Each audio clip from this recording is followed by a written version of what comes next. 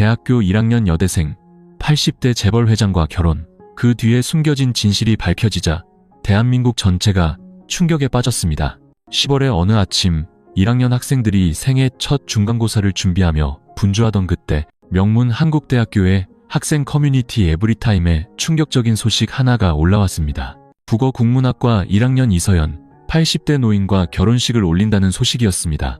아무도 믿지 않았습니다. 갓 20살, 희고 고운 외모의 성적까지 우수해 입학식 날 개강 여신으로 뽑혔던 그녀가 이제와 할아버지 뻘 되는 남자와 결혼한다니. 1시간도 채 되지 않아 청첩장과 웨딩 사진, 심지어 선명한 붉은 인감도장이 찍힌 혼인신고서 사진까지 퍼져나갔습니다.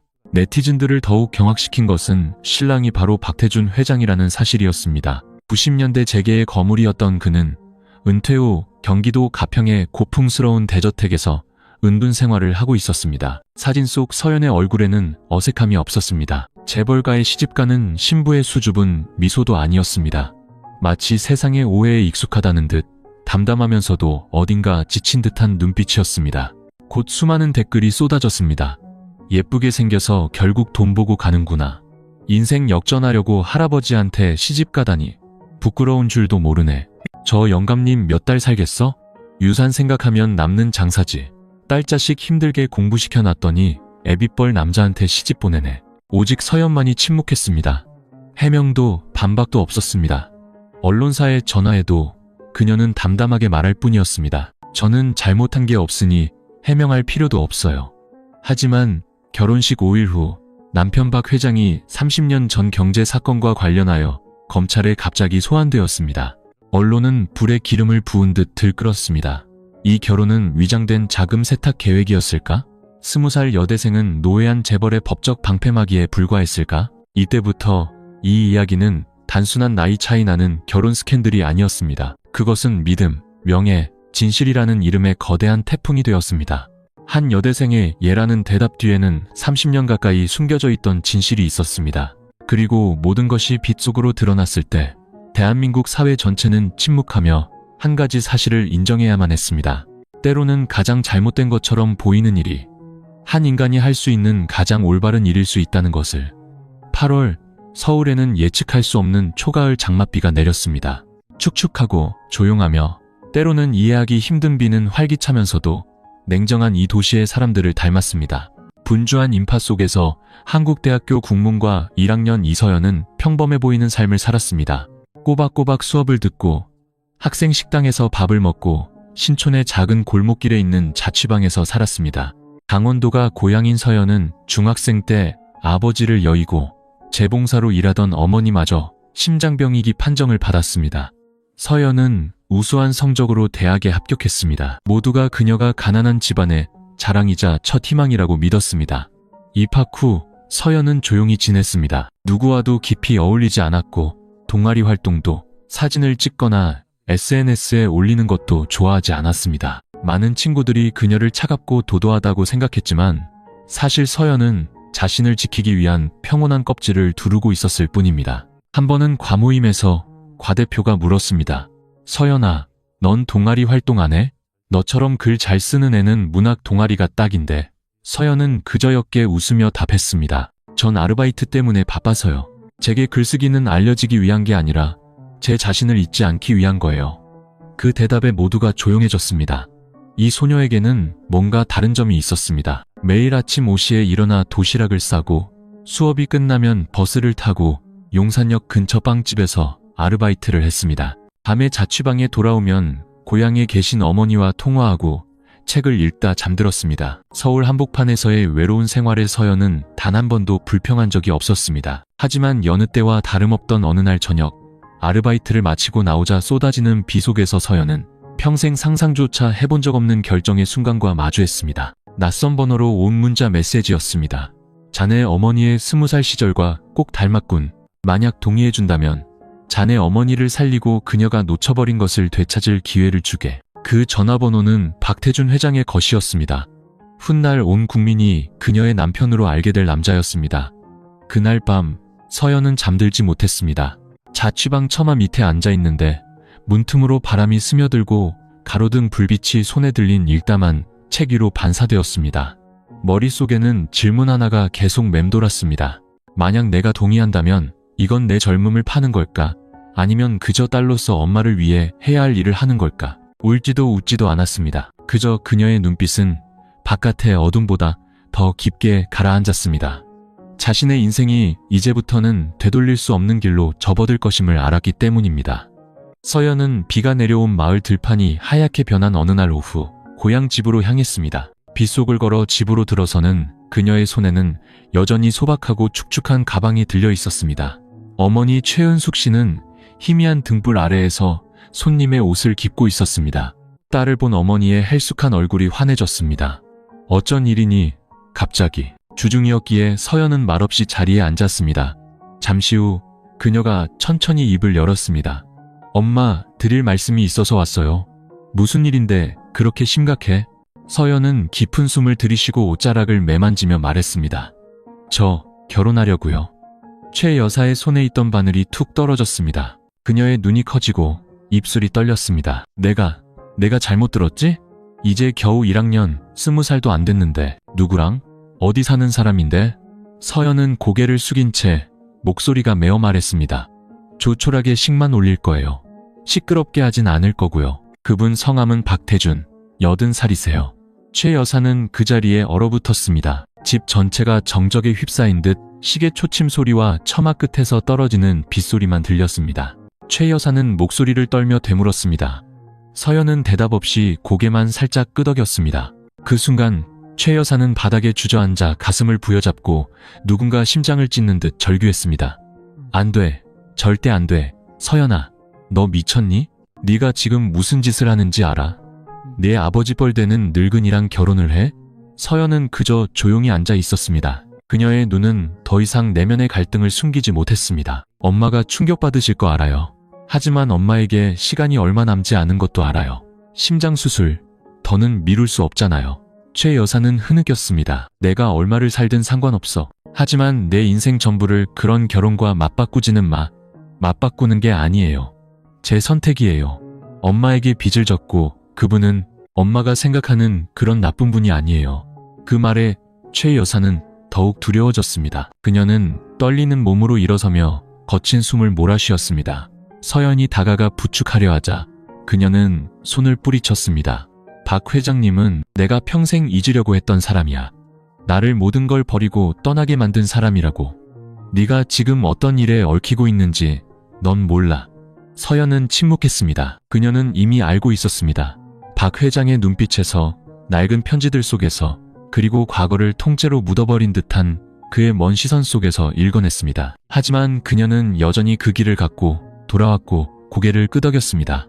그 끄덕임에 어머니는 밤을 꼬박 새웠습니다. 바깥의 비는 계속 내렸지만 최 여사의 마음속에서는 30년 전 기억의 폭풍우가 거세게 몰아치고 있었습니다.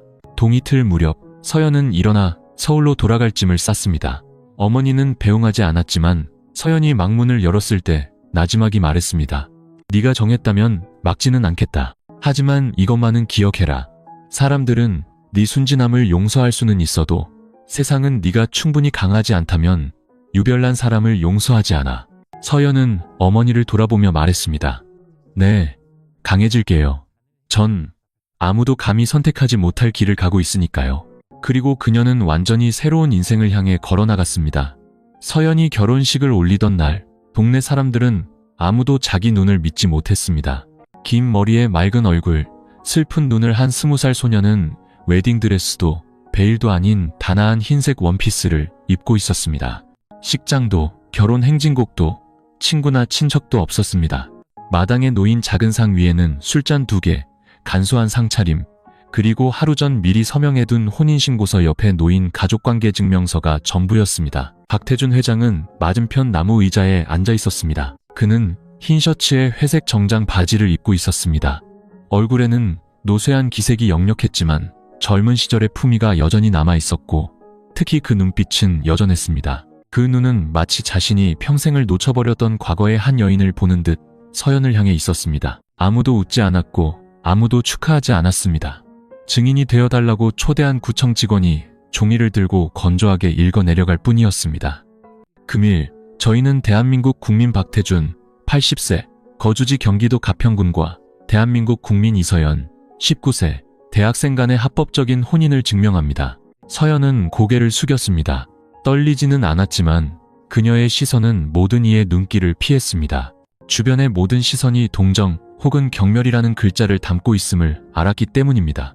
어머니 최 여사는 결혼식에 오지 않았습니다. 방문을 걸어 잠그고 베개에 얼굴을 묻은 채 눈물이 마를 때까지 울었습니다. 자신의 어린 딸이 아무도 용기 내어 걷지 못할 길을 선택했음을 알았기 때문입니다. 한 친척이 서연에게 조심스럽게 물었습니다. 왜 저 어르신과 결혼하는 거니? 네가 뭘 포기하는 건지 알고는 있는 거야? 서연은 나지막이 답했습니다. 알아요. 하지만 돈 때문에 결혼하는 것도 억지로 하는 것도 아니에요. 세상이 틀렸다고 해도 저는 옳은 사람을 선택한 거예요. 그 친척은 더 이상 묻지 않고 입을 다물었습니다.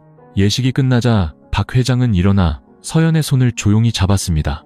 그것은 서연의 인생에서 가장 낯선 손길이었습니다. 차갑지도 뜨겁지도 않은 세상의 모든 풍파를 겪은 한 손이 온전한 믿음을 담아 그녀에게 닿았습니다. 고맙네. 그가 작게 말했습니다. 와줘서, 떠나지 않아줘서. 서연은 그를 보며 고개를 끄덕였습니다. 그 순간 그녀의 마음이 평온했는지 아니면 헝클어진 실타래 같았는지 아무도 몰랐습니다. 그날 밤 그들은 가평의 대저택으로 돌아왔습니다. 신혼여행도 첫날 밤도 없었습니다. 늙은 남자와 너무 젊은 여자 두 사람이 넓고 텅 빈 방에서 마주 앉아 있을 뿐이었습니다. 서연은 침대 끝에 앉아 조용히 물었습니다. 제가 뭐라고 불러야 할까요? 박 회장은 그날 처음으로 미소를 지었습니다. 그냥 회장님이라고 부르게. 이제부터 내게 필요한 건 아내가 아니라 남은 생을 함께할 믿을 수 있는 사람이니까. 그녀는 고개를 끄덕이고 조용히 자신을 위한 다른 침실로 들어갔습니다. 문이 닫혔습니다. 문을 잠그는 소리는 없었지만 서연의 마음속에서는 과거의 모든 문이 닫혔습니다. 오늘부터 그녀는 더 이상 평범한 1학년 여대생이 아니었습니다. 그녀 스스로도 결말을 감히 상상할 수 없는 삶으로 들어선 것이었습니다. 박 회장의 저택은 가평 외곽의 작은 언덕 위에 있었습니다. 오래된 나무들과 담쟁이 덩굴로 뒤덮인 담장 사이에서 조용히 자리 잡고 있었습니다. 서연이 이사 온 날, 하늘은 마치 순탄치 않을 새 인생을 예고하듯 잔뜩 흐려 있었습니다. 넓은 3층짜리 저택은 낡았지만 잘 관리되어 있었습니다. 가사 도우미도, TV 소리도, 평범한 가정의 음식 냄새도 나지 않았습니다. 모든 것이 마치 추모의 사원처럼 고요했습니다. 서연은 박 회장의 방 맞은편 2층에 있는 방을 배정받았습니다. 그녀는 감시받지도 질문받지도 않는 손님처럼 살았습니다.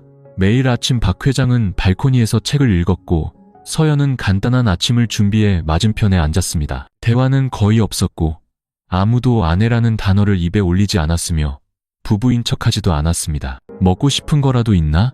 배달이라도 시키게. 월요일 아침 그가 물었습니다. 전 아무거나 괜찮아요. 익숙해서요. 서연은 우유잔을 보며 나지막이 답했습니다. 아직도 문학을 좋아하나? 시집왔다고 꿈까지 다 버린 건 아니고? 가볍지만 의미심장한 질문이었습니다. 서연은 옅게 웃었습니다. 문학은 제가 결혼한 대상이 아니니 잃어버릴까 두렵지도 않아요. 박 회장은 웃음을 터뜨렸습니다. 짧았지만 아주 오랜만에 웃는 듯 했습니다. 그 후 며칠 동안 서연은 집을 정리하고 서재를 닦고 직접 요리를 했습니다. 가끔 저녁에 소파에서 책을 읽으면 박 회장은 맞은편 의자에 앉아 돋보기를 쓰고 만년필로 쓴 낡은 기록들을 다시 읽곤 했습니다. 그들은 평행선을 그리듯 서로 다치도 부딪히지도 간섭하지도 않으며 살았습니다. 어느 날 서재를 정리하던 서연은 비밀스러운 서랍 하나를 발견했습니다. 그 안에는 흑백 사진첩이 있었습니다. 바로 그녀 어머니의 젊은 시절 사진이었습니다. 서연은 깜짝 놀랐습니다. 한 사진 속에서 어머니 최은숙 씨는 한복을 입고 망고나무 옆에 서서 별처럼 빛나는 눈으로 환하게 웃고 있었습니다. 사진 뒤에는 이런 글귀가 적혀 있었습니다. 만약 언젠가 그녀가 돌아온다면 나는 아마 내 생각보다 더 늙어 있겠지. 그날 밤 서연은 박 회장을 보았지만 아무것도 묻거나 말하지 않았습니다. 그 순간부터 그녀는 이 결혼이 단순히 어머니를 구하기 위한 것만이 아니라 박 회장이 과거에 바치는 말하지 못한 사과이기도 하다는 것을 이해했습니다. 매일 아침 서연은 식탁 옆 작은 꽃병에 꽃 한 송이를 꽂았습니다. 누구도 시키지 않았지만 이 집에는 너무 오랫동안 온기가 부족했다고 느꼈기 때문입니다. 그녀는 박 회장을 사랑하지도 미워하지도 않았습니다. 그저 평생 자신의 어머니를 사랑했던 한 사람에게 젊은이가 베풀 수 있는 친절로 이름 없는 빚을 갚고 있다고 느꼈을 뿐입니다. 그렇게 그들은 함께 살았습니다. 잠자리를 같이 하지도 육체적 접촉도 없이 혈연보다 특별하고 사랑보다 이름 붙이기 어려운 감정으로 바깥 세상은 여전히 시끄러웠지만 그 집 안에서 두 낯선 사람은 말없이 서로를 조금씩 이해해가고 있었습니다. 서연은 믿기 시작했습니다. 꼭 육체적으로 가까워야만 부부인 것은 아니라고, 때로는 감사함과 이성적인 선택으로 맺어지는 관계도 있다고 말입니다. 조용한 결혼식 후 열흘, 1학년 여대생 이서연과 80대 남편의 사진이 한 연예 폭로 전문 페이지에 충격적인 제목과 함께 올라왔습니다. 19세 여대생, 고개 한번 끄덕여 인생 역전, U80 재벌과 결혼의 막판 뒤집기. 그때부터 SNS는 폭발했습니다. 1시간도 안 돼 2만 건 이상의 공유와 수만 개의 댓글이 폭풍처럼 쏟아졌습니다. 사람들은 웨딩 사진을 오려붙이고 서연의 얼굴에 돈다발 이미지를 합성했습니다. 인생 역전 축하한다. 여대생에서 사모님으로 하룻밤 자고 일어나니 수백억대 저택 상속녀. 언니들, 이 친구처럼 하면 대학 갈 필요 없어요. 사랑? 그게 중요해? 등기부등본에 누구 이름이 있느냐가 중요하지. 온갖 악의적인 글, 조롱하는 짤, 결혼식을 희화화한 틱톡 영상까지 모든 것이 서연을 향해 쏟아졌습니다. 그녀는 한마디 반박도 한 줄의 해명도 하지 않았습니다. 대학교에서는 낯선 시선들이 느껴지기 시작했습니다. 같은 과 친구들은 등 뒤에서 수군거렸고 몇몇 교수님들은 그녀를 피했습니다. 예전 자취방 룸메이트에게서 문자가 왔습니다. 이제 우리 집에 오지 말아줘. 이웃들 보기 좀 그래. 서연은 그 문자를 몇 초간 누르고 있다가 삭제했습니다. 그녀는 여전히 제 시간에 등교했고 강의실 맨 뒷자리에 앉아 꼼꼼히 필기했습니다. 달라진 점이 있다면 이제 강의실에 들어설 때마다 수천 개의 눈이 지식이 아닌 그녀의 몸짓 하나, 옷차림 하나, 숨결 하나까지 샅샅이 훑어본다는 것이었습니다. 인터넷 언론은 파고들기 시작했습니다. 이서연은 누구인가? 고향은 어디인가? 정말 돈 때문에 결혼했는가? 박 회장은 과거 재계에서 어떤 인물이었나? 한 매체는 이렇게 보도했습니다. 내부 정보통에 따르면 이 결혼은 2년 후 상속을 약속한 비밀 계약 결혼이다. 젊은 여성은 사실상 거액에 팔린 고급 간병인에 불과하다. 아무도 사실 확인을 하지 않았지만 모두가 믿었습니다. 사회에는 이상한 법칙이 있었습니다. 사람들은 좋은 소식보다 나쁜 소식을 더 쉽게 믿는다는 것. 어느 날 오후 수업을 마치고 나오던 서연은 복도에서 한 무리의 학생들에게 가로막혔습니다. 한 여학생이 대놓고 물었습니다. 언니, 그 할아버지한테 한 달에 얼마 받아요? 서연은 침묵했습니다. 아니면 무슨 비법이라도 있어요? 우리도 좀 배우게. 조롱 섞인 킥킥거림이 터져 나왔습니다. 서연은 돌아보지 않고 똑바로 걸어 나갔습니다. 구두굽 소리가 단호하게 울렸습니다. 하지만 계단을 막 내려서자 전화가 울렸습니다. 박 회장이었습니다. 그의 목소리는 나직하고 힘이 없었습니다. 괜찮나? 서연은 잠시 목이 메었다가 답했습니다. 네, 괜찮아요. 그들이 자네를 자네가 아닌 사람으로 만들게 두지 말게. 침묵할수록 더 굳건해야 하네. 나는 자네를 믿어. 단 한마디였지만 그 순간 서연은 낯선 군중 속에서 손을 잡힌 듯한 기분을 느꼈습니다. 그날 밤 SNS에는 또 새로운 정보가 넘쳐났습니다. 한 익명의 계정이 박 회장이 90년대에 수백억 원대 불법 토지 양도 사건에 연루된 적이 있다고 폭로했습니다. 그리고 소문이 퍼지기 시작했습니다. 이 결혼은 재산 은닉을 위한 수법이었나? 서연은 휴대전화 화면을 보며 손을 꽉 쥐었습니다. 폭풍이 시작되었고 이번 폭풍은 자신뿐만 아니라 모든 것을 집어삼킬 수 있음을 직감했습니다. 그날 오후 하늘은 이상하리만치 흐렸습니다. 서연이 저녁을 준비하고 있을 때 박 회장에게 전화 한 통이 걸려왔습니다. 경기도 경찰청의 수사관이었습니다.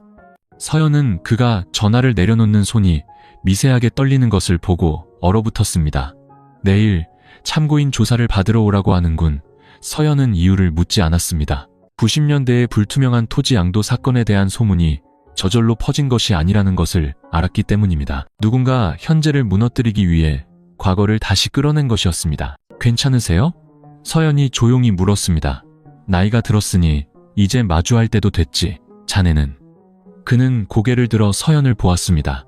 이제부터 정말 침착해야 하네.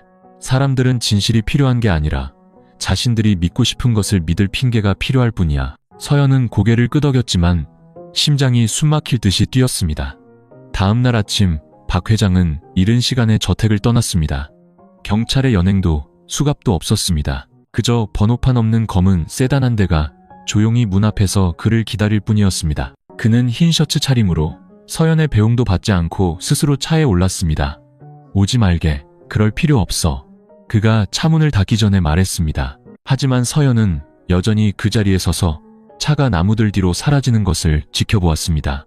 짧았던 평온한 삶이 산산조각 났음을 알았습니다. 그날 오후 인터넷 언론들은 일제히 보도했습니다. 박태준 전 민흥건설 회장 1995년 가평택지 개발 사업 비리 관련 조사 착수.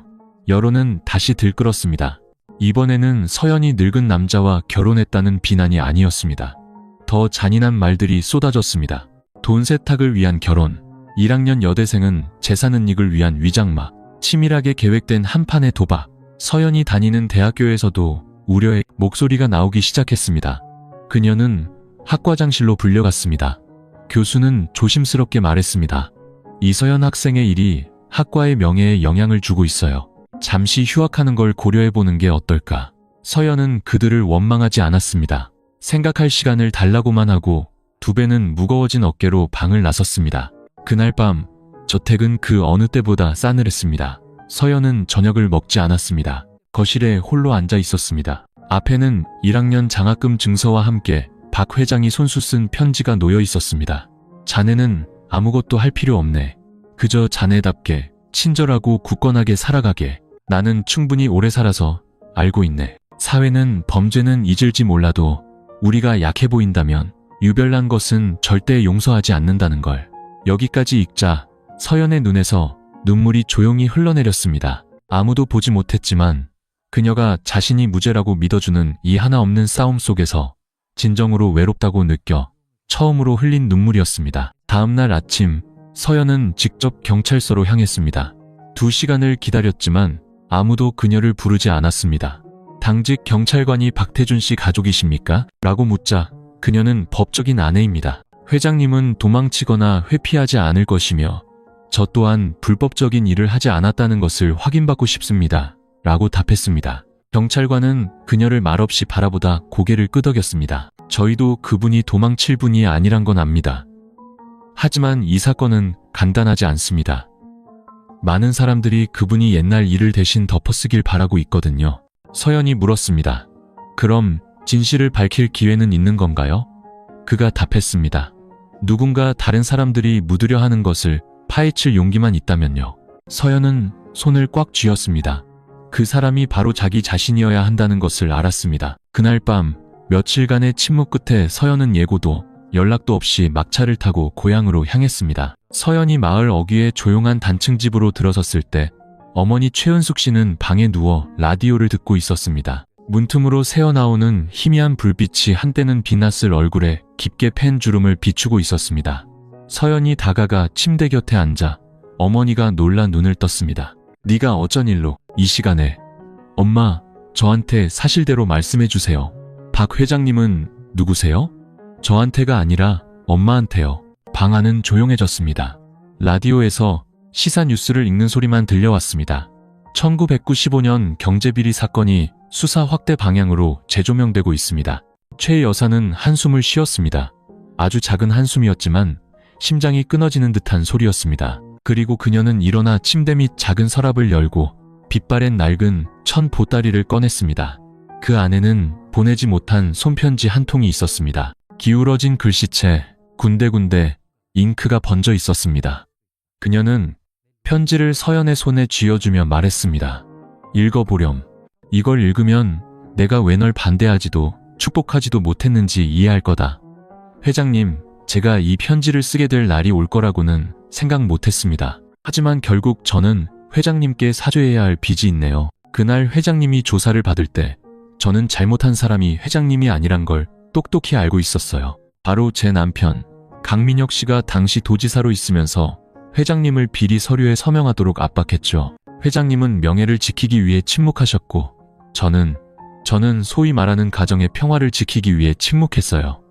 저는 잘못된 선택을 했어요. 저는 올바른 남자 곁에 있는 대신 권력 있는 남자의 아내가 되기를 선택했어요. 그가 교통사고로 세상을 떠나고 나서야 저는 제가 권력이라는 길의 동반자였을 뿐 진정한 사랑을 해본 적이 없다는 걸 깨달았어요. 서연이가 대학에 합격했을 때 회장님께 편지를 쓰고 싶었어요. 이 아이가 회장님이 3살 때 업어주셨던 아이고 첫 책가방을 사주셨던 바로 그 아이라고요. 하지만 저는 또 망설였어요.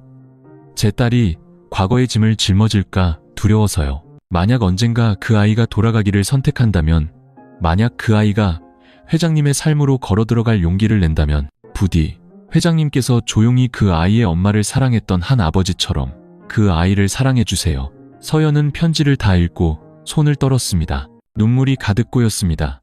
제 아버지가 박 회장님께 죄를 뒤집어 씌웠던 거군요. 최 여사는 고개를 끄덕였습니다. 그분은 좋은 분이었어. 하지만 그 시절엔 목소리를 내는 사람은 누구든 짓밟았지. 나는 침묵했고 평생을 후회 속에 살았어. 서연은 조용히 앉아 있었습니다. 마음속의 모든 매듭이 하나씩 풀리는 듯 했습니다. 박 회장이 평생을 알아온 듯한 눈빛으로 자신을 본 것도, 아무런 조건 없이 조용히 가족을 도와준 것도 우연이 아니었습니다. 그것은 의무가 아니라 사랑했던 여인을 잃었던 한 남자가 자신이 아는 방식으로 남은 생을 바쳐 보상하려 했던 조용한 약속이었습니다. 집을 나서며 서연은 어머니를 보았습니다. 모든 것을 희생했던 여인의 눈은 이제 지치고 메말라 있었습니다. 엄마는 평생을 침묵 속에 사셨지만 저는 오늘부터 진실을 말하며 살 거예요. 그녀는 몸을 돌려 골목을 나섰습니다. 달빛이 그녀의 그림자를 길게 늘어뜨렸습니다. 새로운 여정이 막 시작되었습니다. 세상이 오해하고 있는 사람과 수십 년간 조용히 은혜를 입어온 사람의 명예를 되찾기 위한 여정이었습니다. 서연은 가평으로 돌아왔습니다. 다음날 새벽, 하늘은 잿빛이었고 비는 오지 않았지만 이상하게 축축했습니다. 그녀는 어머니가 쓴 편지를 손에 든 채 저택으로 들어섰습니다. 아직 마르지 않은 눈물 자국으로 잉크가 번져 있었습니다. 박 회장은 아직 돌아오지 않았습니다. 수사기관은 그에게 추가 협조를 요청했고 여론은 계속해서 그를 포위했습니다. 인터넷에서는 재산 동결, 서연의 상속권 박탈과 같은 간접적인 처벌에 대한 이야기가 나오기 시작했습니다. 그녀는 지금 일어서지 않으면 박 회장이 다른 사람을 지키기 위해 침묵했던 바로 그 일들 때문에 무너질 것이라는 것을 알았습니다. 뜬 눈으로 밤을 새운 서연은 서울의 유명 로펌을 찾아갔습니다. 윤정훈 변호사. 그는 박 회장이 재계를 떠나기 직전 마지막으로 그의 밑에서 인턴으로 일했던 사람이었습니다. 사무실은 종로의 낡은 건물에 있었지만 화려하지 않고 조용하며 정돈되어 있었습니다. 그녀가 이름을 밝히자 비서는 잠시 멈칫하더니 그녀를 안으로 안내했습니다. 50대 초반의 윤 변호사는 날카로운 눈매와 희끗희끗한 머리카락을 가지고 있었습니다. 그는 처음에는 의심스러운 눈초리로 그녀를 보았습니다. 박태준 회장님의 아내 되시는 분이군요. 네. 1995년 가평 사건을 재조사하는데 변호사님의 도움이 필요해요. 윤 변호사는 미간을 살짝 찌푸렸습니다. 그 사건은 오래전에 종결되었고 재심 대상도 아닙니다. 하지만 박 회장님은 최종 결재 서류에 서명한 분이 아니에요. 증거가 있어요. 당시 핵심 책임자였던 분과 함께 살았던 저희 어머니의 진술서입니다. 그때 부지사였던 분이 바로 제 아버지세요. 윤 변호사는 몇 초간 침묵하다가 의자 등받이에 몸을 기댔습니다. 지금 자기가 무슨 일을 하고 있는지 알고 있습니까? 이건 단순한 법률 기록이 아니에요. 정치적인 상처입니다. 이걸 다시 들추면 많은 것들이 엮여 들어갈 겁니다. 알아요. 하지만 제가 존경하는 분이 다른 사람들의 잘못을 덮기 위해 사기꾼이라는 가면을 쓰고 있는 걸 가만히 보고만 있을 수는 없어요. 그녀는 어머니의 편지를 꺼내 책상 위에 올려놓았습니다. 이건 저희 어머니의 사과문이자 30년간 침묵했던 것에 대한 조용한 고백입니다. 윤 변호사는 편지를 집어들었습니다. 중간쯤 읽었을 때 그의 눈빛이 부드러워졌습니다. 그리고 고개를 들어 그녀를 보았습니다. 처음으로 그의 눈에는 의심이 아닌 존중이 담겨 있었습니다. 용감하시군요. 하지만 제가 돕는 건 당신이 용감해서가 아닙니다. 제가 박 회장님께 25년간 단 한 번도 전하지 못했던 감사의 빚을 갚기 위해서입니다. 3일 후 박 회장은 불구속 입건 상태로 풀려났습니다. 서연은 경찰서 앞에서 그를 맞았습니다. 그는 눈에 띄게 수척해지고 얼굴은 헬쑥했지만 그녀를 보자 눈빛만은 여전히 빛났습니다. 오지 말라고 했을 텐데. 궁금해서 온 게 아니에요. 이제부터는 회장님 혼자 싸우시지 않아도 된다는 걸 알려드리러 왔어요. 그녀는 그가 차에 탈 수 있도록 문을 열어주었습니다. 그들 뒤로 잿빛 구름을 뚫고 해가 떠오르고 있었습니다. 서연의 손에는 윤 변호사가 보내온 첫 번째 자료가 들려 있었습니다. 1995년 회사 내부 회의록, 박 회장의 강요된 서명이 담긴 원본, 그리고 카세트 테이프에 녹음된 음성 파일이었습니다. 이 싸움이 쉽지 않다는 것을 알았지만 이것이 진실을 제자리로 돌려놓을 유일한 길이라는 것도 알았습니다. 윤 변호사가 보낸 자료에는 1995년 민흥건설 내부회의 녹음 파일이 포함되어 있었습니다. 가평 택지개발 사업의 계획과 자금 배분의 이상 징후가 나타나기 시작했던 시점이었습니다. 녹음 파일 속 박 회장의 목소리는 분명했습니다. 나는 이 서류에 서명할 수 없소. 법적으로 이 부지는 아직 양도 조건을 갖추지 못했소. 하지만 몇 분간의 침묵 후 다른 남자의 낮고 단호하며 압박적인 목소리가 들려왔습니다. 당신이 서명하지 않으면 다른 사람이 할 거요. 하지만 경고하는데 이 사업에서 발을 빼면 내일부터 당신 회사도 인수인계 준비를 하는 게 좋을 거요. 그 목소리는 당시 부지사였던 강민혁, 훗날 최 여사의 남편이자 서연의 법적 아버지의 것이었습니다. 녹음 파일을 다 듣고 박 회장은 미동도 없이 앉아 있었습니다. 서연은 얼어붙었습니다. 어머니에게서 진실을 들었지만 생생한 증거와 마주하고 과거의 목소리가 고스란히 되살아나자 온몸에 소름이 돋는 것을 막을 수 없었습니다. 그 사람이 회장님과 친한 친구였다면서요? 서연이 작게 물었습니다. 함께 회사 개업 축하주를 마시고 이 지역의 발전을 위해 함께 손잡았던 사람이었지. 하지만 권력은 사람을 너무나 빨리 바꿔놓더군. 박 회장은 슬프게 웃었습니다. 그의 눈에는 더 이상 원망이 없었습니다. 그저 너무 오랫동안 이를 악물고 침묵해온 사람의 피로감만이 남아있었습니다. 윤 변호사는 가평 사건을 뒤집기 위해서는 당시 도청 고위 관료의 강압이나 유착 비리가 있었다는 점을 증명해야 한다고 말했습니다. 하지만 문제는 강민혁 전 지사가 15년 전 원인 불명의 교통사고로 이미 사망했다는 것이었습니다. 서연은 망설였습니다. 핵심 증인이 사망했다면 어떻게 하죠? 윤 변호사가 답했습니다. 증인은 없지만 서류는 남아있습니다.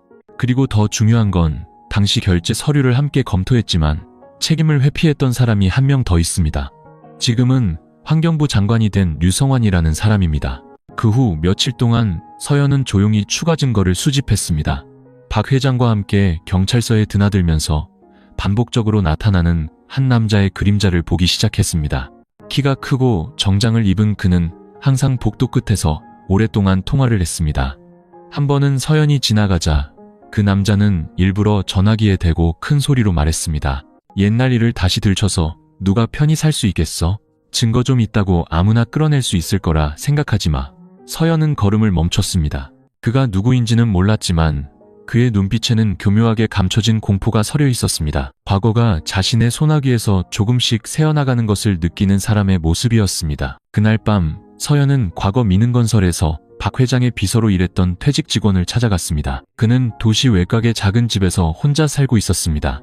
처음에는 경계했지만 서연이 목적을 분명히 밝히자 그는 단 한마디를 물었습니다. 정말 끝까지 갈 자신이 있습니까? 복수하려는 게 아니에요. 진실을 되돌려 놓으려는 거예요. 그 남자는 서랍에서 편지 봉투 하나를 꺼냈습니다. 그 안에는 특수약품으로 잉크를 지워 서명을 조작한 예산결산서 사본이 들어있었습니다. 이게 회장님께서 서명을 거부하셨던 원본입니다. 하지만 나중에 서명이 나타났죠. 이제 이해하시겠습니까? 그렇게 퍼즐 조각들이 드러나기 시작했습니다. 이미 세상을 떠난 한 사람, 현직에 있는 한 사람, 그리고 30년간 침묵해온 한 사람. 모든 것이 한 지점을 중심으로 맴돌고 있었습니다. 바로 가평 사업과 박 회장이 정치적 관계를 깨뜨리고 싶지 않아 조용히 걸어들어갔던 함정이었습니다. 하지만 이제 외부인이었던 서연이 진실을 빛으로 밀어낼 수 있는 유일하게 깨끗하고 용감한 사람이 되었습니다. 그리고 그녀는 진짜 싸움은 이제 막 시작되었음을 알았습니다. 법원은 가평 사건에 대한 첫 공판을 열기로 결정했습니다. 박 회장은 1995년 행정 절차 위반 및 기업 내부 자료 은닉 혐의에 관련 피고인으로 소환되었습니다. 여론은 들끓었고 언론은 대서특필했습니다. SNS는 자극적인 방향으로 연일 소식을 퍼날랐습니다. 80대 재벌, 정의의 심판대에 서다.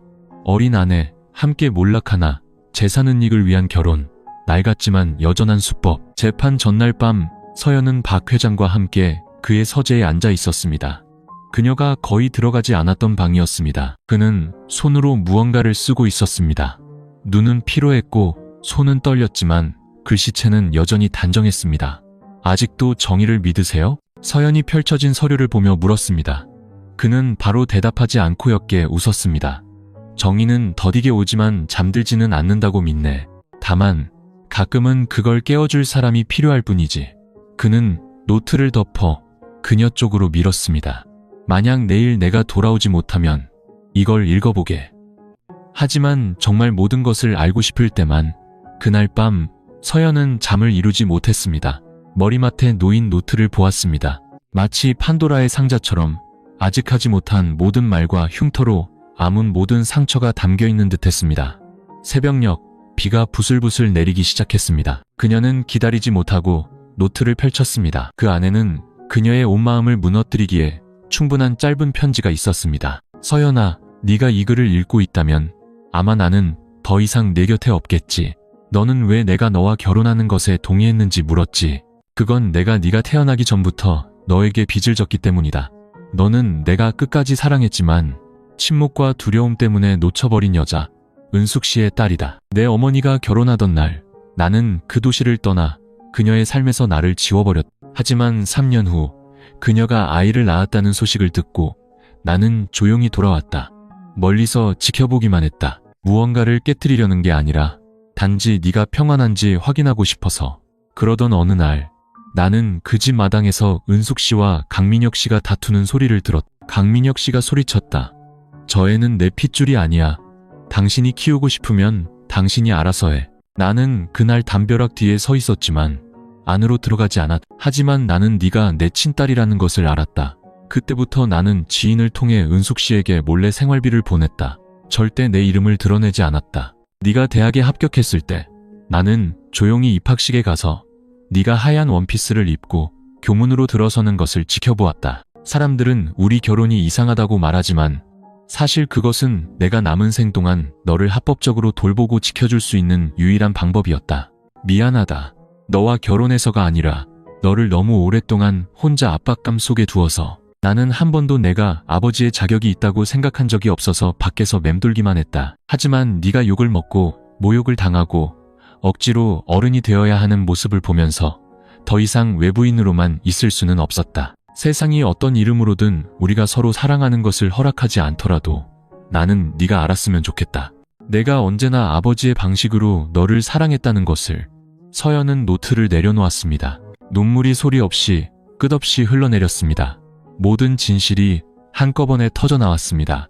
그녀는 원망하지도 탓하지도 않았습니다. 그저 자신이 한 번도 외롭지 않았다는 것을 깨달았을 뿐입니다. 그동안 온 세상과 홀로 맞서 싸워야 한다고 생각했지만 아니었습니다. 날이 밝자 그녀는 단정한 옷으로 갈아입고 머리를 묶고 집을 나섰습니다. 문 밖에는 윤 변호사의 차가 기다리고 있었습니다. 차에 오르기 전 그녀는 저택을 돌아보았습니다. 바람이 나무를 흔들었고 이상할 정도로 평화로웠습니다. 그녀는 마음속으로 속삭였습니다. 아버지가 오명을 쓴 채 떠나시도록 두지 않을 거예요. 재판이 열리던 날 하늘은 바람 한 점 없이 고요했습니다. 법원 청사는 사람들로 가득 찼습니다. 언론은 유례없이 많이 몰려들었습니다. 여론은 이전부터 시끄러웠지만 나이 차이 나는 결혼이 30년 묵은 사건에 대한 역사적인 재판으로 이어질 것이라고는 아무도 예상하지 못했습니다. 법정 안 박 회장은 피고인석에 앉아 있었습니다. 그는 흰 셔츠 차림이었고 백발에 수척했지만 이상할 정도로 평온함을 유지했습니다. 마치 모든 결말을 받아들인 듯 눈빛은 피하지도 저항하지도 않았습니다. 방청석에서 서연은 조용히 지켜보았습니다. 윤 변호사는 두꺼운 서류를 앞에 놓았습니다. 그 안에는 조작된 서명이 있는 내부 회의록 사본, 압박이 담긴 대화 녹음 파일, 그리고 서연 어머니의 편지가 있었습니다. 재판이 시작되었습니다. 검사가 공소사실을 낭독했습니다. 피고인 박태주는 가평 사건과 관련하여 비리에 연루된 혐의가 있습니다. 구체적으로는 1995년 일부 사업 양도 서류를 불법적으로 승인하여 당시 국가 예산에 손실을 끼쳤습니다. 박 회장은 침묵했습니다. 반박도 항변도 없었습니다. 판사가 피고인 반박할 의견 있습니까? 라고 물었을 때 그는 단지 이렇게 말했습니다.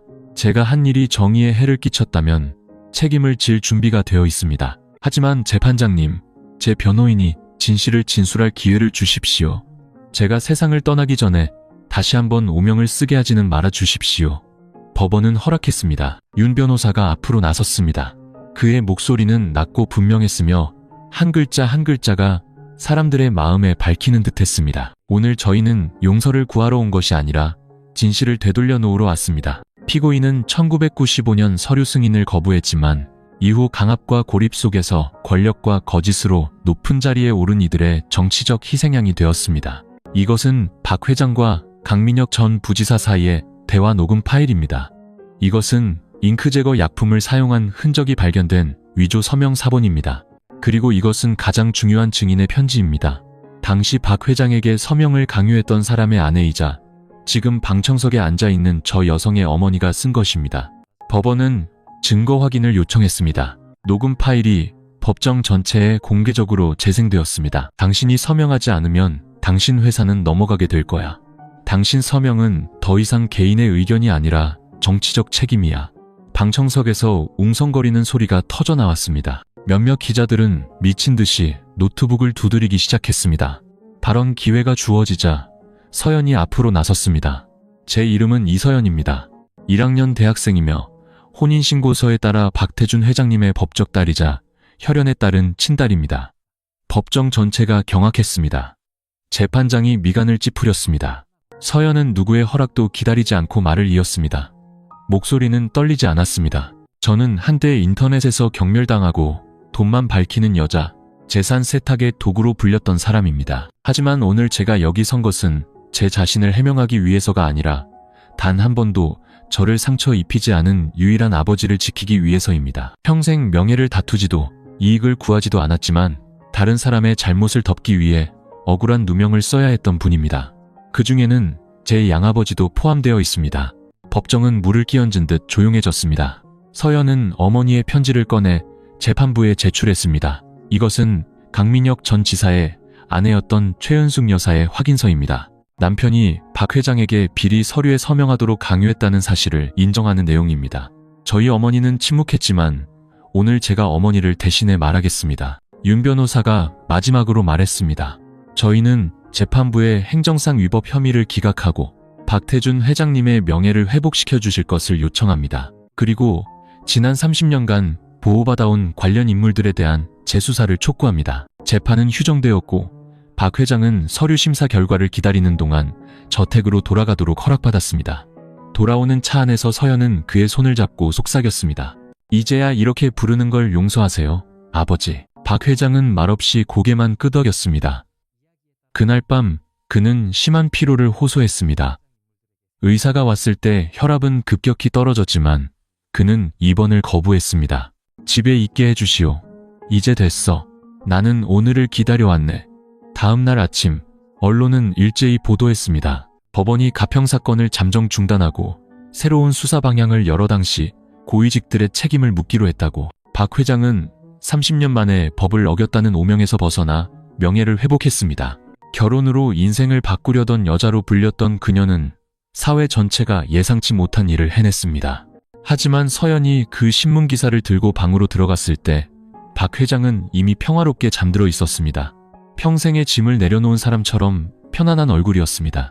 그날 아침 하늘은 보기 드물게 맑았습니다. 서연은 일찍 일어나 법원이 가평 사건을 중단하고 새로운 증거가 확인됨에 따라 박 회장의 모든 혐의를 취하했다는 신문 기사를 조심스럽게 접었습니다. 방으로 가져가 그에게 읽어주려 했지만 문을 열었을 때 그는 잠든 듯 평화로운 얼굴로 옆으로 누워 있었습니다. 그녀가 조용히 불렀습니다. 아버지, 아침 드세요. 아무 대답이 없었습니다. 그의 손은 얼음장처럼 차가웠고 가슴 위에는 어머니가 남긴 편지가 여전히 놓여 있었습니다. 그는 마지막 날들까지 그것을 보물처럼 간직했습니다. 서연은 침대 옆에 주저앉았습니다. 비명을 지르지도 울부짖지도 않았습니다. 그저 눈물이 한 방울씩 심장을 애는 듯 조용히 흘러내릴 뿐이었습니다. 장례식은 박 회장의 삶처럼 조용하고 간소하게 치러졌습니다. 몇몇 오랜 친구들이 와서 향을 피우고 서연에게 말없이 고개를 숙였습니다. 그 눈빛은 감사의 말을 대신하고 있었습니다. 어떤 이는 그는 억울한 일을 당하지 않은 사람들보다 더 올바르게 살았어 라고 말했고, 다른 이는 그가 죽고 나서야 사람들이 그의 무죄를 믿어주다니 참 씁쓸하군이라고 속삭였습니다. 서연은 모든 것을 들었습니다. 아무 반응도 하지 않고 그저 그의 영정사진을 든 채관 옆에 서 있었습니다. 30년 전 그가 아직 사장이었을 때 찍은 사진이었습니다. 미소는 온화했고 눈은 항상 정면을 향해 있었습니다. 장례식 일주일 후 서연은 학교로 돌아갔습니다. 여느 학생처럼 강의실로 들어섰지만 이번에는 아무도 수군거리거나 비웃지 않았습니다. 먼저 인사를 건네는 사람도 있었고 등 뒤에서 비웃었던 한 친구는 조심스럽게 문자를 보내왔습니다. 미안해. 그때는 나도 악의적인 말들을 믿었어. 이제야 알겠어. 네가 우리보다 훨씬 용감했다는 걸. 서연은 모두에게 답장하지 않았습니다. 그저 침묵을 지켰습니다. 진실이 스스로 답했기에 더 이상 애써 해명할 필요가 없었습니다. 어느 날 윤 변호사에게서 만나고 싶어하는 사람이 있다는 연락이 왔습니다. 호숫가 작은 카페에서 서연은 한 나이든 여성을 만났습니다. 해외에 살다가 오빠의 부고를 듣고 막 귀국한 박 회장의 여동생이었습니다. 그녀는 서연의 손을 잡고 그 안에 열쇠 하나를 쥐어주었습니다. 이건 오빠가 1999년에 사둔 작은 집이에요. 아무도 살지 않았죠. 돌아가시기 전에 제게 당부하셨어요. 서연이가 믿음을 잃지 않았다면 그 아이가 편견 없는 곳에서 새 인생을 시작하게 해달라고요. 그녀는 목이 메어 말했습니다. 오빠는 한 번도 네 아버지라고 인정한 적 없지만 우리 가족은 모두 알고 있었어요. 그분은 무엇보다 너를 사랑했단다. 그날 저녁 서연은 그 집으로 가문을 열었습니다. 마지막 햇살이 나무 창틀을 통해 비쳐들어왔고 책상 위에는 그가 남긴 편지 한 통이 있었습니다. 서연아, 네가 이 편지를 읽을 때쯤이면 나는 더 이상 내 곁에 없겠지. 하지만 슬퍼하지 마라.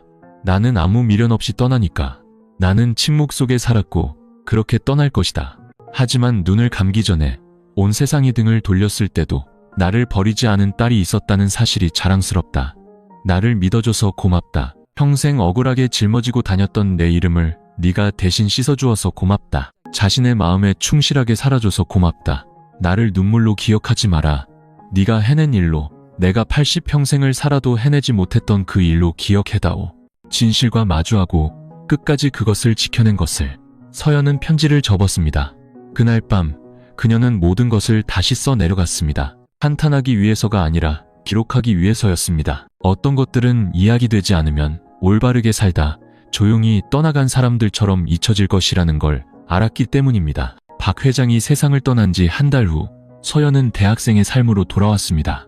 그녀는 여전히 흰 셔츠를 입고 꼬박꼬박 등교하며 예전처럼 세 번째 줄에 앉았습니다. 하지만 그녀를 알던 사람들은 모두 서연이 더 이상 고개만 숙이던 조용한 소녀가 아니라는 것을 알아차렸습니다. 그녀의 눈빛에는 이제 경험에서 우러나온 깊이, 용기, 그리고 상실을 겪고도 무너지지 않은 사람만이 가질 수 있는 평온함이 깃들어 있었습니다. 어느 날 오후 서연은 공책 한 권을 들고 묘지를 찾았습니다. 박 회장의 묘비 앞에 앉아 마치 그에게 이야기하듯 한 줄 한 줄 읽어 내려갔습니다. 아버지가 세상의 칭송을 원치 않으셨다는 거 알아요. 하지만 저는 달라요. 저는 사람들이 아버지를 어린 신부를 산 재벌, 결혼을 이용한 남자라고 부르는 걸 멈추게 해야 했어요. 그들이 아버지를 양심을 지키기 위해 권력을 거부했고 다른 사람을 지키기 위해 침묵을 선택했던 사람으로 기억하게 해야 했어요. 바람이 부드럽게 불어 나무잎이 떨어졌습니다. 비석에는 박태준, 1945년생, 마지막까지 올바르게 살기를 선택한 사람이라는 글귀가 새겨져 있었습니다. 그녀는 먼지를 살짝 닦아내며 말을 이었습니다. 있잖아요.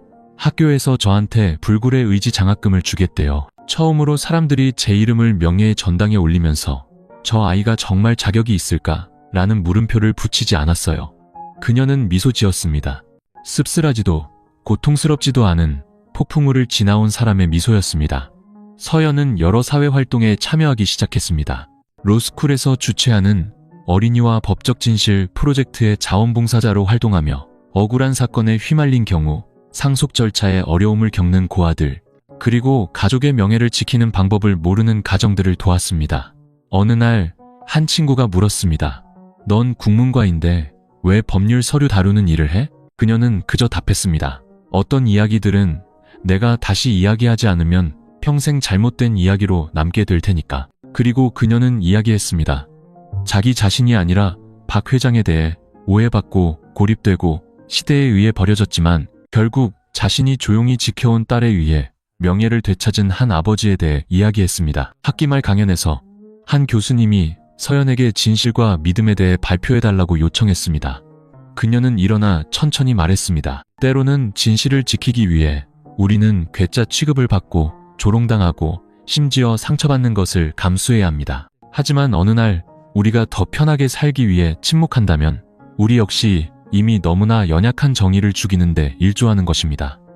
강의실 전체가 조용해졌습니다. 그리고 이내 박수 소리가 터져나왔습니다. 그녀가 말을 잘해서가 아니라 모두가 그녀가 말한 대로 살아가고 있음을 느꼈기 때문입니다. 그날 밤 서연은 일기장에 마지막 줄을 썼다. 나는 한때 험담의 그림자였지만 이제는 진실의 일부를 비추는 작은 빛이 되었다. 아버지가 더 이상 후회하지 않도록 나는 계속 살아갈 것이다. 그리고 그녀는 노트를 덮고 촛불을 껐습니다. 밖은 초가을의 서울. 그녀가 떠올리는 낡은 사진 속 박 회장의 미소처럼 부드럽고 맑았습니다. 박 회장의 장례식이 끝난 지 거의 2달이 지나서야 어머니 최은숙 씨는 처음으로 그가 살던 저택에 발을 들였습니다. 집은 여느 때처럼 고요했지만 이제는 2층 창가에 앉아 책을 읽던 남자가 없다는 점이 달랐습니다. 서연이 문을 열고 어머니를 부축해 안으로 들어섰습니다. 어머니는 오는 내내 아무 말도 하지 않았고 시선은 마치 30년간 숨겨온 기억을 더듬는 듯 먼 곳을 향해 있었습니다. 서연은 어머니를 박 회장의 서재로 안내했습니다. 책상 위에는 그의 젊은 시절 사진이 놓여 있었습니다. 강인하지만 차분한 모습이었습니다. 사진 아래에는 낡은 시계가 있었습니다. 두 사람이 아직 학생이었을 때 그가 처음으로 최 여사에게 선물했던 것이었습니다. 어머니는 얼어붙은 채 서 있다가 잠시 후 떨리는 손을 책상 위에 올려놓았습니다. 그곳에는 박 회장이 즐겨 쓰던 만년필 자국이 여전히 남아 있었습니다. 이 사람이 아직도 이 시계를 가지고 있었구나. 서연이 고개를 끄덕였습니다. 그리고 엄마가 쓴 편지도요. 마지막 순간까지 품에 간직하고 계셨어요. 최 여사는 익숙한 의자에 주저앉았습니다. 눈시울이 붉어졌습니다. 서연은 처음으로 어머니가 평소에 강인한 모습을 잃은 것을 보았습니다. 풍파를 겪고 희생하고 침묵했던 여인. 이제야 자신을 위해 살았지만 단 한 번도 무언가를 요구하지 않았던 남자와 마주하고 있었습니다. 내가 그 사람에게 사과 한마디 못했구나. 서연이 곁에 앉았습니다. 아버지는 엄마의 사과가 필요 없으셨을 거예요. 아버지는 단지 한 가지를 인정받고 싶으셨을 거예요. 엄마가 진심으로 그를 사랑했다는 거요. 어머니는 더 이상 참지 못하고 울음을 터뜨렸습니다.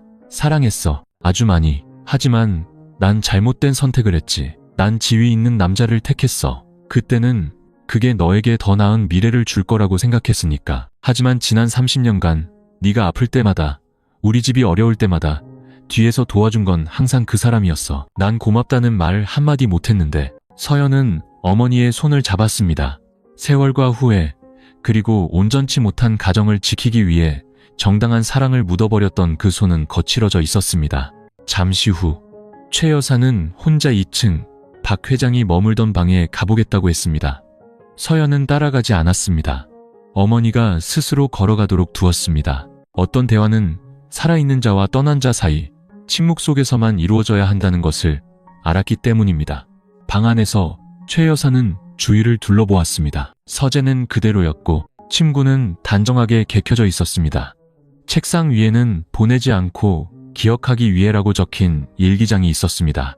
그녀가 첫 장을 펼치자 그가 쓴 글씨가 눈에 들어왔습니다. 서연이가 내가 아버지라는 것을 알게 된 날, 나는 그 아이가 나를 아버지처럼 사랑해주길 바라지 않는다. 다만 나를 증오하지 않기만을 바랄 뿐이다. 내가 그 아이를 지키기 위해 선을 넘었으니. 다음 장, 은숙 씨가 집을 떠나던 날, 나는 차 뒤에 서서 부르지 않았다. 붙잡고 싶지 않아서가 아니라 그 남자가 나보다 그녀에게 더 많은 것을 줄 수 있다는 걸 알았기 때문이다. 단 한 가지, 안전함만 빼고. 마지막 장, 만약 다음 생이 있다면 나는 은숙 씨와 다시 만나길 바라지 않는다. 내가 멀리 있더라도 그녀가 행복하기만을 바라기 때문이다. 최 여사는 일기장을 끌어안았습니다. 눈물이 종이 위로 떨어져 스며들었습니다. 그녀가 아래층으로 내려왔을 때 저녁 햇살이 창문으로 쏟아지고 있었습니다. 그녀는 서연을 보며 났지만 분명한 목소리로 말했습니다. 딸아, 내가 너에게 사과해야겠구나. 그리고 이제 알겠다. 네가 지금 살고 있는 이 삶이 사실은 내가 처음부터 용감하게 살았어야 할 삶이었다는 걸. 하지만 이제부터는 더 이상 도망치지 않을게. 서연은 미소 지으며 어머니의 손을 잡았습니다. 아버지는 용서하실 거예요. 한 번도 엄마를 탓한 적 없으셨으니까요. 두 모녀는 함께 저택을 나섰습니다. 돌아보며 최 여사는 조용히 손을 모아 고개를 숙였습니다. 태준 씨, 듣고 있는 거 알아요. 나를, 그리고 우리 아이를 평생 사랑해줘서 고마워요. 9월, 대학교에서 진실과 젊음의 용기라는 주제로 강연회가 열렸습니다. 특별 게스트는 바로 서연이었습니다. 논란의 결혼으로 사회를 떠들썩하게 했지만 이후 30년간 묻혀있던 사건을 세상에 드러낸 1학년 학생. 강당은 가득 찼습니다. 호기심에 온 사람도 많았지만 20살도 안 된 소녀가 어른들조차 평생을 피해온 일들을 감히 해낼 수 있었던 이유를 진심으로 알고 싶어 온 사람도 많았습니다. 서연은 하얀 원피스를 입고 머리를 가볍게 묶었습니다. 그녀는 강인한 모습이 아니라 상처와 용서를 모두 겪어낸 사람의 평온함으로 무대에 섰습니다. 진행자가 물었습니다. 이 모든 일을 겪고 난 지금 스스로를 어떤 사람이라고 생각하세요? 서연은 미소 지으며 담백하게 답했습니다. 저는 그저 오해받았던 한 사람이었어요. 하지만 원망 대신 믿음과 감사함을 간직하기로 선택했죠. 누구에게 감사한가요? 불공평한 대우를 받으면서도 올바르게 사는 법을 가르쳐준 분에게요. 아무도 말하지 않았지만 한때 그녀가 결백하다고 믿지 않았던 학생들 사이에서 박수가 터져 나왔습니다. 강연이 끝나고 한 어린아이를 아는 어머니가 서연에게 다가와 눈물을 글썽였습니다. 고마워요. 학생 덕분에 남편의 억울함을 풀기 위해 탄원서를 쓸 용기를 냈어요. 남편은 고향에서 토지 문제로 억울하게 옥살이를 하고 있거든요. 전에는 무서워서 침묵했지만 학생이 온 세상 앞에서 물러서지 않는 걸 보고 더 이상 벙어리처럼 살 수는 없다고 생각했어요. 서연은 그저 그녀의 손을 조용히 잡아주었습니다. 화려한 말은 필요 없었습니다. 법대생 한 명도 다가와 물었습니다. 선배님, 변호사가 될 생각은 없으세요? 그녀는 고개를 저었습니다. 저는 이야기하는 사람이 될 거예요. 어떤 진실들은 누군가 제대로 이야기해주지 않으면 평생 잘못 알려질 테니까요. 그 강연 이후 서연은 여러 학생 포럼, 법률 세미나, 지역사회 지원단체에서 경험을 공유해달라는 요청을 받았습니다. 유명해서가 아니라 그녀의 이야기가 진실했고 아팠고 편견을 넘어설 힘이 있었기 때문입니다. 그녀는 나는 한때 감정을 파는 장사꾼으로 여겨졌다. 그리고 이것이 내가 살아남은 방법이다. 친절함은 때로 대가를 치르지만 그렇다고 멈춰서는 안 된다와 같은 제목으로 글을 쓰기 시작했습니다. 글은 퍼져나갔습니다. 사람들은 이제 서연을 80대 재벌의 어린 아내가 아니라 낡은 서류 더미와 사회적 편견 아래 묻혔던 한 사람의 이름을 씻어준 소녀로 기억하기 시작했습니다. 어느 날 서연은 특별한 이메일 한 통을 받았습니다. 발신인은 한 인권 지원 단체의 대표였습니다.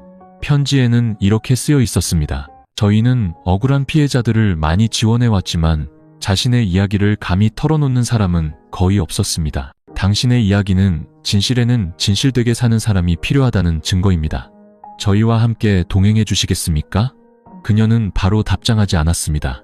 박 회장이 남긴 작은 집에 홀로 앉아 그의 눈빛을 그녀에게 강요하거나 기대하지 않고 그저 양심에 따라 살기를 바랐던 그의 모습을 떠올렸습니다. 그녀는 컴퓨터를 켜고 타자를 쳤습니다. 제가 뛰어나다고 약속할 수는 없지만 오해받고 외로웠으며 그럼에도 진실의 편에 서기로 선택했던 사람의 목소리로 이야기할 준비는 되어 있습니다. 그날 서울에는 가랑비가 내렸습니다.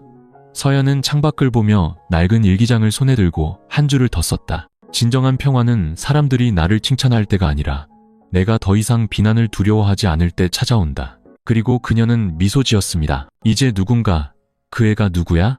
라고 물으면 아버지라고 한 번도 인정하지 않았던 아버지를 지키기 위해 여론의 문매를 뚫고 나아간 소녀 서연이라고 대답해 줄 사람이 있을 테니까요. 10월 말 서연이 글을 쓰기 위해 자주 들르던 호숫가 작은 카페에 앉아 있을 때 카페 주인이 달려와 크림색 봉투 하나를 건넸습니다. 사흘 전에 어떤 분이 맡기고 가셨어요. 학생 오면 꼭 전해주라고요. 서연은 놀라 그 자리에서 편지를 열었습니다. 발신인 이름은 없었지만 정성스럽게 쓴 손글씨 한자 한자가 그녀를 침묵하게 만들었습니다. 한때 인터넷에서 아주 나쁜 말들로 불렸던 소녀에게 저는 당신에 대한 글 밑에 태를 눌렀던 사람 중 하나입니다. 당신이 처음 결혼을 발표했을 때 저 역시 익명 채팅방에서 당신의 조롱 섞인 짤을 보며 아무렇지 않게 웃었습니다. 저는 당신을 모르고 당신이 겪은 일을 겪어보지도 않았습니다. 하지만 재판을 보고 당신이 쓴 글을 모두 읽고 최근 학생 강연에서의 당신 모습을 본 후 이 편지를 써야겠다고 생각했습니다. 당신의 용서를 구하기 위해서가 아닙니다. 당신은 한 명 한 명에게 용서받을 필요가 없다는 걸 아니까요. 그저 감사하기 위해서입니다. 당신이 상처를 원망으로 바꾸지 않아서, 우리 대부분처럼 침묵하지 않아서 당신이 우리에게 보여주었기 때문입니다. 때로는 단 한 사람의 용기 있는 외침이 사회 전체의 시선을 바꿀 수 있다는 것을요. 저는 제가 강하다고 생각했지만 당신은 제게 한 가지를 가르쳐 주었습니다. 강하다는 것은 욕을 먹지 않는 것이 아니라 욕을 먹으면서도 올바르게 사는 것이라는 걸요. 감히 용기 내지 못했던 많은 사람들을 대신에 살아주어 고맙습니다. 한때 당신을 비웃었고 이제는 행동으로 사과하는 법을 배우고 있는 사람으로부터. 서연은 편지를 다 읽고 접어 가슴에 얹었습니다. 울지는 않았지만 마음속에 따뜻한 물줄기가 흐르는 듯 부드럽고 감사한 기분이었습니다. 그 후 며칠 동안 그녀는 낯선 주소, 모르는 이름들로부터 몇 통의 편지를 더 받았습니다. 남자친구를 뺏은 여자라는 오해 때문에 우울증을 앓았던 한 여대생은 이렇게 썼습니다. 언니는 제게 믿음을 주었어요. 진실되게 사는 사람은 결코 영원히 오명을 쓸 수 없다는 믿음이요. 시골에서 토지 문제로 억울하게 옥살이를 했던 40대 남성은 이렇게 썼습니다. 저는 고개 숙이지 않는 눈으로 법정에 들어서는 당신을 보기 전까지는 정의를 믿지 않았습니다. 15살 소녀는 짧은 글을 보내왔습니다. 언니, 저도 나중에 언니처럼 살고 싶어요. 사랑받지 않아도 괜찮아요. 그냥 옳은 사람이 되고 싶어요. 서연은 편지들을 작은 상자에 보관했습니다. 지칠 때마다 꺼내 읽었습니다. 자신이 중요해서가 아니라 끈기 있는 친절은 우리가 예상치 못한 곳에 씨앗을 뿌린다는 것을 스스로에게 상기시키기 위해서였습니다. 그녀는 일기장에 썼다. 나는 한때 모르는 사람들에게 욕을 먹었다. 이제는 모르는 사람들에게 감사 인사를 받는다. 그들이 누구인지는 중요하지 않다. 이 순환은 증오가 아닌 변화로 마무리되었다. 주말 저녁, 서연은 한 작은 TV 프로그램에 초대받아 이야기를 나눴습니다. MC가 물었습니다. 만약 과거로 돌아갈 수 있다면 다시 박 회장님과 결혼을 선택하시겠어요? 저는 결혼을 선택하지 않을 거예요. 평생 저를 조용히 지켜준 분에게 은혜를 갚는 길을 선택할 거예요. 억울한 사람에게 진실을 되돌려주는 길을 선택할 거예요. 그리고 만약 그 길을 다시 걸어야 한다면 저는 여전히 갈 거예요. 다만 이번에는 좀 더 고개를 떳떳이 들고 가겠죠. 스튜디오 전체에서 박수가 터져나왔지만 서연은 그저 미소 지었습니다. 그녀에게 그 박수는 피해자가 아닌 여론의 폭풍 속에서 일어서서 진실되게 살기를 선택한 한 사람을 위한 것이었기 때문입니다. 연말의 어느 날 오후, 박 회장의 서재를 정리하여 책을 기부하려던 서연은 서랍 깊숙한 곳에 숨겨진 작은 나무 상자를 발견했습니다. 다른 물건들과 달리 상자에는 낡은 숫자 자물쇠가 걸려 있었습니다. 그녀는 머릿속에 떠오른 첫 세 개의 숫자, 자신의 생일인 1200살을 입력했습니다. 딸깍 소리와 함께 상자가 열렸습니다. 안에는 모서리가 다른 가죽 표지의 수첩이 있었습니다. 바렌 잉크로 쓴 제목이 보였습니다. 나와 그 아이, 이름 없는 아버지가 남긴 기록. 서연은 잠시 얼어붙었다가 첫 장을 넘겼습니다. 2005년 5월, 처음으로 그 아이를 보았다. 그날 은숙 씨가 아이를 업고 장에 나왔다. 그녀는 내 생각보다 더 말라 있었다. 아이는 엄마 어깨에 기대 잠들어 있었다. 붉은 뺨, 헝클어진 머리, 작은 손발. 하지만 그 눈썹은 이상할 정도로 나를 닮아 있었다. 나는 3칸 떨어진 채소 가게 뒤에 서서 감히 다가가지 못했다. 아무도 몰랐을 것이다. 내가 1시간 넘게 그 자리에 서서 그저 아이가 자는 모습을 지켜만 보고 있었다는 것을. 2010년 10월, 아이가 초등학교에 들어갔다. 지인을 통해 어머니에게 빨간색 책가방을 보냈다. 그녀는 거절했다. 이해했다. 원망하지 않았다. 하지만 다음날 아이가 그 책가방을 메고 학교에 가는 것을 보았다. 우연인지 아니면 그녀가 마음을 바꾼 것인지 알 수 없었다. 내가 아는 것은 내가 사흘 내내 초등학교 교문 앞에 서서 아이가 꼬박꼬박 등교하는 것을 확인했다는 사실뿐이다. 2018년 8월 아이가 대학 합격 통지서를 받았다. 우체부로 일하는 지인에게서 소식을 들었다. 교육대학의 높은 성적으로 합격했다고. 나는 울었다. 정말로 울었다. 자랑스러워서가 아니라 이제 아이가 서울에서 혼자 지내야 하고 나는 더욱더 조용히 지켜볼 수밖에 없다는 사실을 알았기 때문이다. 2021년 11월 처음으로 아이에게 편지를 썼다. 이름도 주소도 없이 그저 도움이 필요하면 주저 말고 연락하라고만 썼다. 아이가 편지를 버릴 거라 생각했다. 하지만 일주일 후 누군가 아이가 직접 짠 털목도리와 함께 쪽지를 전해주었다. 감사합니다 아저씨. 저는 괜찮지만 이 따뜻함은 받을게요. 나는 그 목도리를 서랍에 보관했다. 겨울마다 꺼내보기만 했다. 아이가 내게 보내준 유일한 것이 다를까봐 차마 사용하지 못했다. 마지막 장에 이르자 서연은 그의 마지막 날들에 급하게 쓴 듯한 글씨를 보았습니다. 나는 제대로 된 아버지가 아니었다. 아이가 걷는 법을 가르쳐주지도 학교에 데려다주지도 품에 안아주지도 못했다. 하지만 나는 아이의 모든 발걸음, 모든 눈빛, 모든 작은 성공을 마치 침묵 속에서 내 남은 인생을 살아가는 아버지처럼 지켜보았다. 나는 아이가 나를 아버지라 불러주길 바라지 않는다. 그저 내가 없을 때 이 세상에 그 아이보다 더 사랑한 사람이 없었던 한 남자가 있었다는 것만 알아주길 바랄 뿐이다. 서연은 수첩을 덮고 표지에 손을 얹었습니다. 밖은 어두워졌지만 그녀의 마음은 따뜻하고 충만하게 밝아왔습니다. 그녀는 그 글들에 답하듯 속삭였습니다. 아버지는 제가 아버지라 부르길 원치 않으셨지만 저는 알아요. 제 평생에 그 누구보다 더 진짜 아버지가 계셨다는 걸요. 그날 밤 서연은 수첩을 들고 단골 카페로 갔다. 그녀는 한 줄 한 줄 수정하거나 바꾸지 않고 그대로 옮겨 적기 시작했다. 이름 없는 아버지의 마지막 유고집처럼, 그리고 조용히 사랑하면서도 한 번도 말하지 못하는 이들을 위한 알림처럼 작은 책으로 엮기 위해서였다. 그녀는 책의 제목을 이렇게 붙였다. 한 명의 아버지, 두 개의 삶, 그리고 말하지 못한 사랑. 그 작은 책은 처음에 서연이 백부만 인쇄했습니다. 제목은 한 명의 아버지, 두 개의 삶, 그리고 말하지 못한 사랑. 표지는 소박했고 흰 바탕에 힘있는 손글씨가 마치 고백처럼 적혀 있었습니다. 작가 이름도 유명 출판사도 없었습니다. 그저 멀리 떠난 아버지의 일기에서 조용히 사랑받았던 딸에게라는 부제만 있었습니다. 서연은 친구, 교수님, 그리고 그녀에게 편지를 써줬던 사람들에게 몇 권을 선물했습니다. 홍보도, 언론 보도도 없었습니다. 하지만 예상치 못한 일이 일어났습니다. 법대 3학년 학생이 올린 게시물이 인터넷에서 퍼져나갔습니다. 하룻밤 만에 다 읽고 이렇게 울어본 적이 없습니다. 저의 아버지도 박 회장님처럼 말이 없고 서툴고 가깝지 않았지만 단 한 번도 저를 사랑하지 않은 적이 없었다는 것을 깨달았습니다. 그걸 몰랐던 지난 세월에 대해 죄송해요, 아빠. 그 글은 하룻밤 만에 수만 건의 공유를 기록했습니다. 많은 사람들이 진짜 작가가 누구인지 묻기 시작했습니다. 서연은 여전히 침묵했습니다. 그녀는 개인 SNS에 단 한 줄만 올렸습니다. 그 이야기는 사실입니다. 하지만 더 중요한 것은 얼마나 많은 비슷한 이야기들이 저 밖에서 잊혀지고 있는가 하는 것입니다. 그 후 사회단체, 자선단체, 심지어 몇몇 대학에서 서연에게 책을 쓰게 된 과정에 대해 이야기해달라고 요청하기 시작했습니다. 국립도서관 강연에서 서연은 말했습니다. 저는 작가가 아닙니다.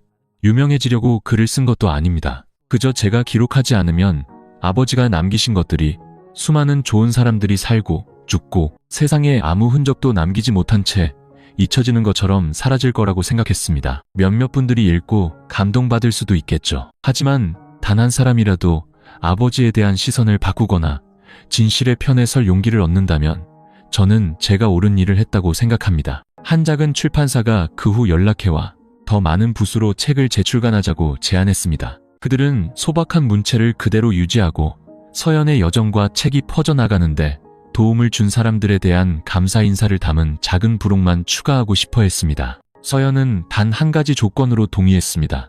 제 이름을 저자로 올리지 말아주세요. 저자는 박태준 회장님, 그리고 그분처럼 조용히 살아가고 있는 모든 아버지들입니다.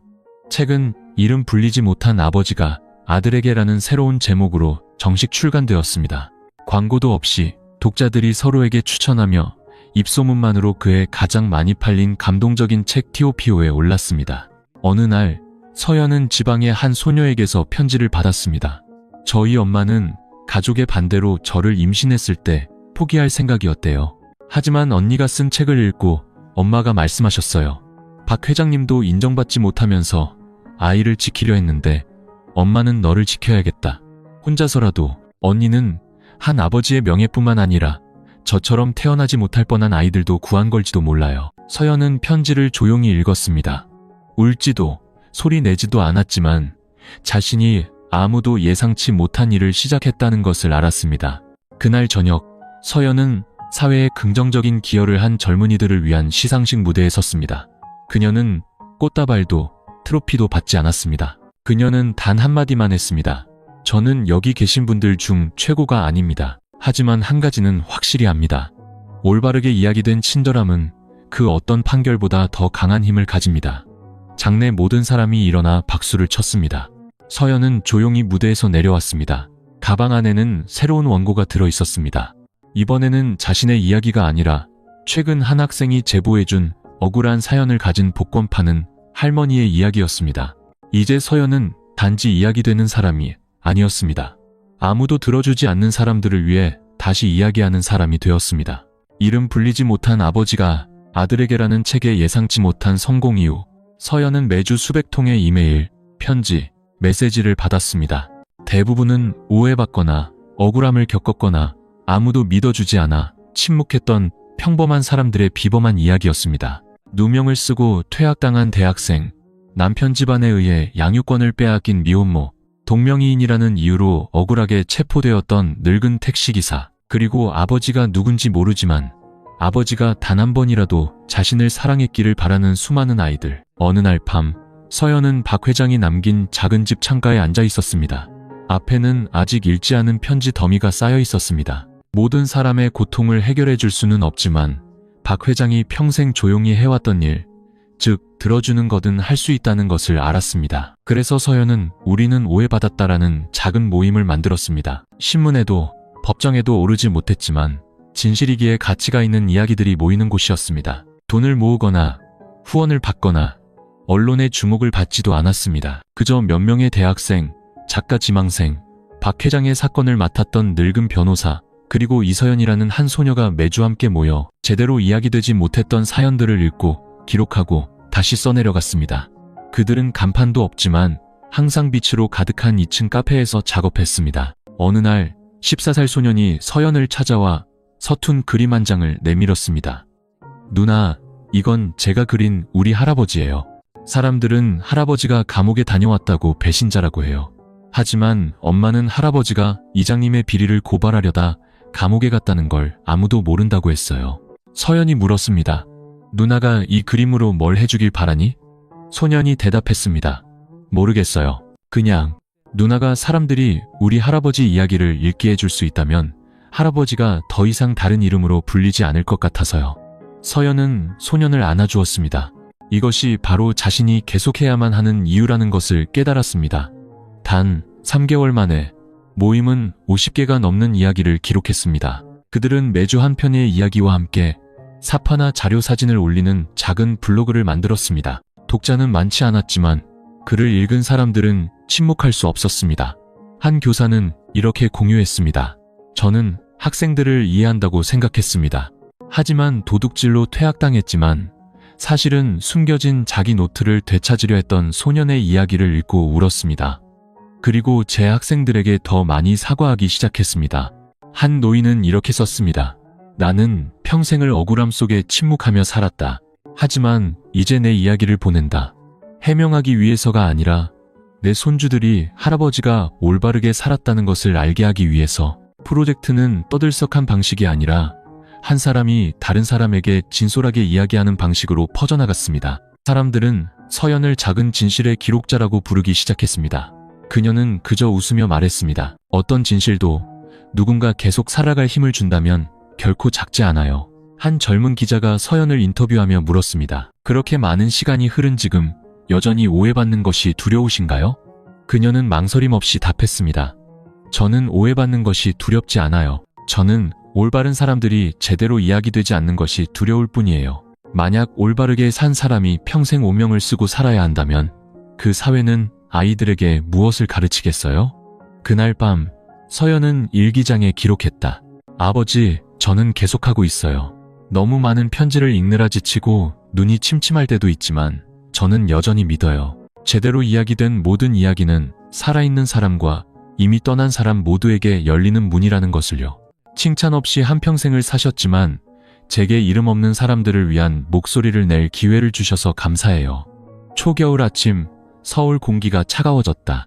서연은 창가에 앉아 따뜻한 생강차를 손에 들고 있었다. 앞에는 지방의 한 대학교에서 온 초청장이 놓여 있었다. 소통과 사회 미디어 과목의 조교수로 와달라는 내용이었다. 처음에는 웃음이 나왔다. 가르치는 일을 하게 될 줄은 상상도 못했다. 하지만 편지의 마지막 줄을 읽었을 때 우리는 학생들에게 말을 잘하는 법뿐만 아니라 올바른 말을 할 용기를 가르쳐줄 수 있는 사람이 필요합니다.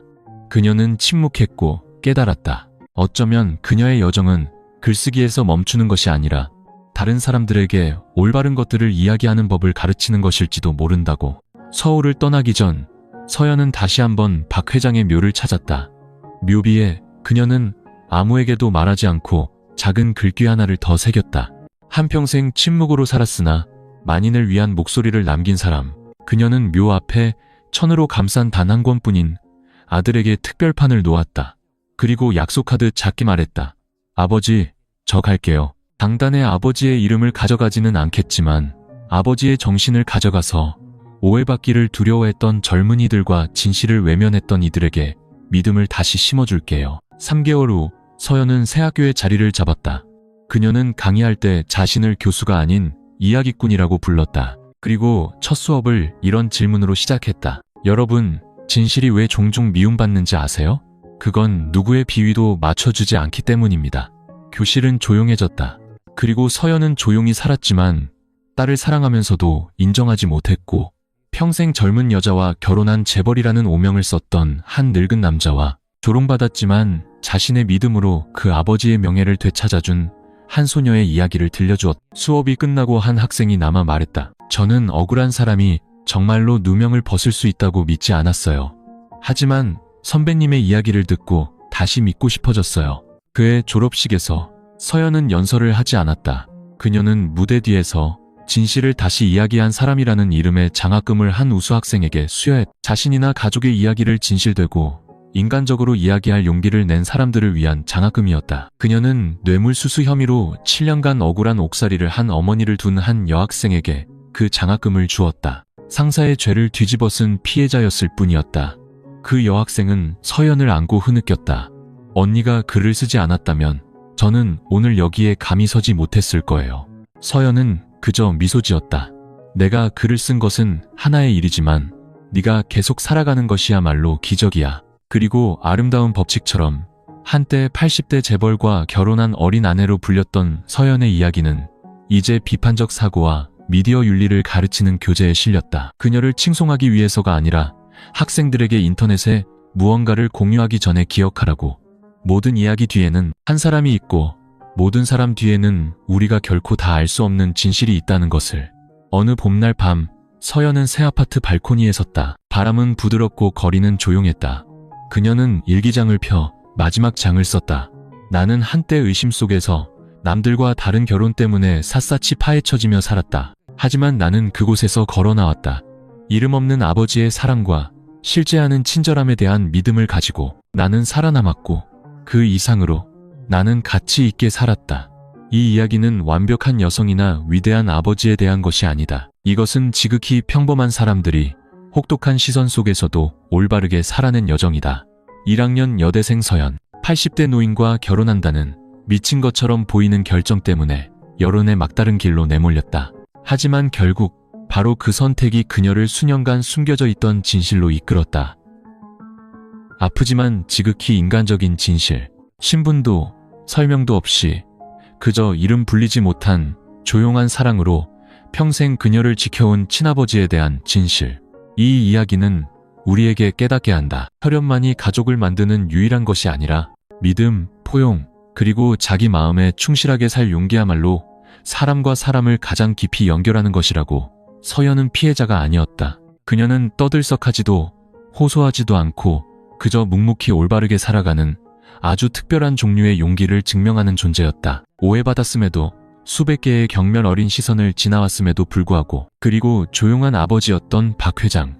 그는 아버지라 불릴 필요가 없었다. 그저 자신의 딸이 올바르게, 충만하게, 그리고 감사하는 마음으로 살기를 바랐을 뿐이다.